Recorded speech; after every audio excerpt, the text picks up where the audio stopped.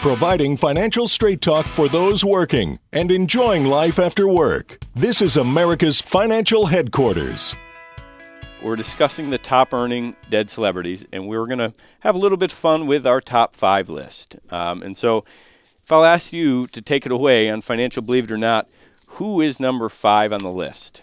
Well, actually, number 5 is someone that really caught me off guard, but there's a lot of recognizable names here. Even rounding out the top 10, you'll see people like Steve McQueen, Dr. Seuss, Marilyn Monroe, Albert Einstein.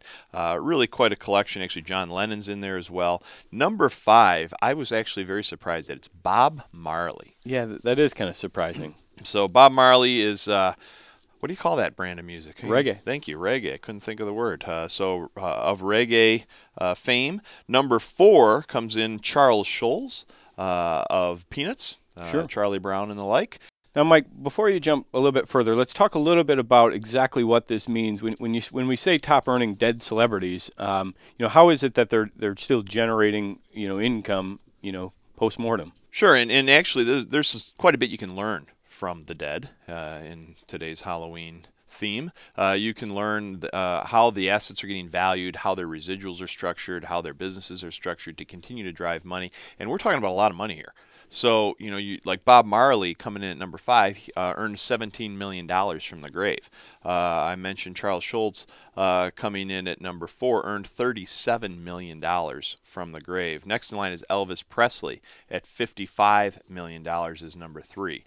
So the way they've structured their assets, their contracts, the various things that they do that drive residual income, very similar to if you have rental properties, things like that. So we can dive into some of that thought process. The number 3 out there was Elvis Presley. I think I just mentioned that at 55. Who do you think was number 2?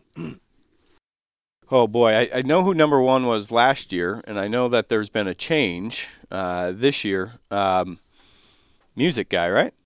Big music guy. Yeah. Michael Jackson? There you go. Michael Jackson has been the proverbial and perennial number 1.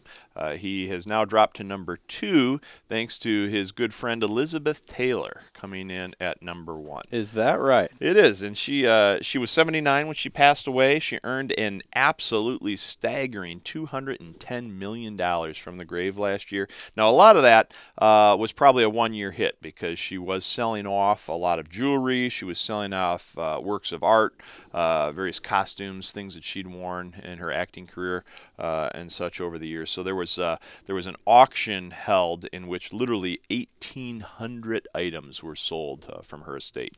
Now, Mike, I think that it's important because a lot of everybody that's kind of listening to us talk about this list might be thinking, well, how does that apply to me? Well, I think it's important because regardless of whether you're earning that much afterwards, after you pass, or whether it's $5,000 a year, $10,000 a year, whatever it might be that you can essentially earn from the grave or pass on, we're talking about legacy planning. And ultimately, kind of what we're getting into is how is it that you structure your affairs such that your beneficiaries can ultimately receive money after you pass. And more importantly, receive it in the manner in which you wish, would like them to. Because I think there's a lot of concern that everybody has out there if they pass away and now all of a sudden, their children or grandchildren receive this big hunk of money, it can be concerning. And so I think that's one of the things that from a financial perspective and in an estate planning perspective that our Financial HQ Network advisors work with their clients on is, okay, when you pass, it's not an if, it's when you pass, whatever money's left, whether it's $5 million, $500,000, or $5,000, how is it that you want that distributed to your children? So it gets into beneficiary discussions, making sure that you're making the right designations, and so that's an important discussion to make sure that you're having. And unfortunately, it's a discussion that is often overlooked. Yeah, all too many times people just don't address it the way they should. It's one of the reasons you really should take the time, if you'd like to, sit down, visit with one of the HQ Network advisors. You can go to the website, financialhq.com, gain access to those people. I'd encourage you to do that. Now, we've just been talking about kind of in the Halloween theme of top earning dead celebrities. Marilyn Monroe, but it was Elizabeth Taylor who came in as the number 1 for last year at $210 million of earnings. Now let's move on to the living. There's an interesting change taking place right now where Lucasfilms has been sold. That's George Lucas of the Star Wars fame.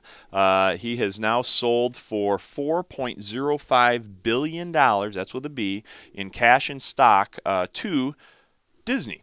Which I believe there were some ties there. I know I've seen some of his Star Wars stuff at Disney in the past, but now they are fully owned by Disney. Yeah, and I think part of why Disney made that decision was they're betting on the future prospect of another Star Wars film and that continuing that brand. 2015 Episode 7 for all you Star Wars fans. That's right. Now, what does this mean? I think it's important for us to look at the George Lucas decision to sell. Now, I'm sure it wasn't entirely tax motivated, but there was a significant tax reason and benefit that he received potentially by selling this year. And we discussed previously that the fiscal cliff has been a huge headline. Let's just take a look at the prospect of federal capital gains rates jumping from 15% to 20% next year. So that's been the discussion, whether or not it's going to revert back to the pre-Bush tax cut era or not. Right now it's at 15%. At a sales price of $4 billion, I'll round it down for the sake of discussion, the 5 percentage point tax increase represents a higher tax bill of $200 million.